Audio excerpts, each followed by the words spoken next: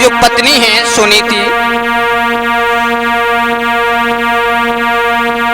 पत्नी महाराज से मैं ये कहती हूँ, समझा करके बोली, मैं ये बात कहती हूँ कि मैं ये नहीं चाहती हूँ कि मेरे लड़का हो जाए। सबसे बड़ी बात तो ये है कि बिना पुत्र के घर सूना होता है भगवान। और समझा करके अपने पति से बोली, अरे अरे चाहे लाख भरे हो घर में मोती,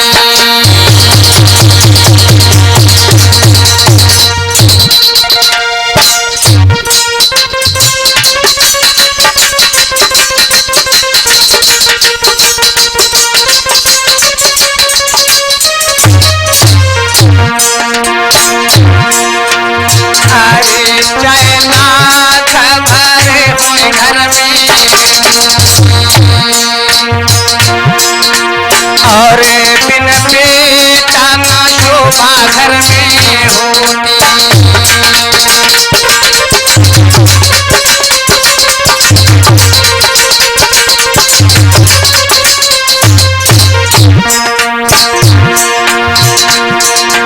और रानी महलन में रोती रोती रोती भैया,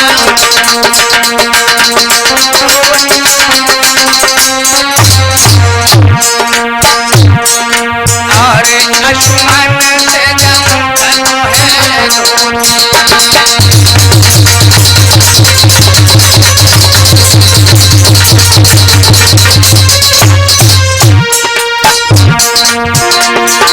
अरे रानी महलन मेरे रोती गैया रोती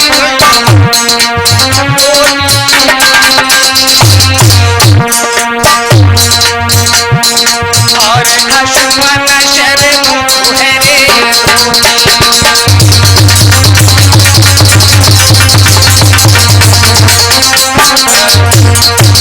महाराज, मुझे ये चिंता नहीं कि मेरे कोई लड़का नहीं, चिंता सिर्फ ये खाए जा रही है कि चाहे कितना भी धन धान घर में बड़ा हो, भरा पड़ा हो, लेकिन बिना पुत्र के सब सूना होता है भगवान, सब सूना होता है। और मैं तो ये कहती हूं, कहने का मतलब मेरा ये है कि अगर मेरे गर्भ से कोई लड़का नहीं हुआ तो ये काम करो, तुम दूसरी शादी कर लो, और जब सौत घर में आएगी तो हो सकता है उसके कोई लड़का हो जाए। ये समाज के लोग सम्मान से देखना सीखेंगे। और जो ये बात सुनी उत्तान पाद हंसने लगे, कहने लगे हाँ अब समझ में आया, घर बिगाड़ने का तुमने तरीका बहुत अच्छा सोच लिया।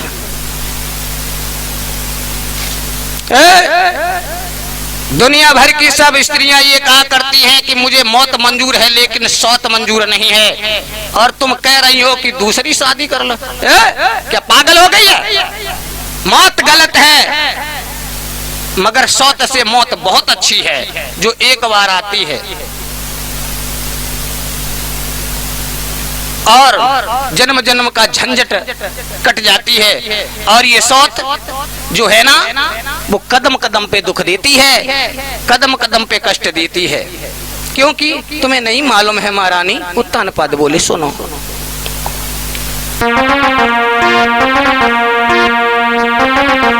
कि है मौत बुरी लेकिन अच्छी, और कहीं बाहर तो आती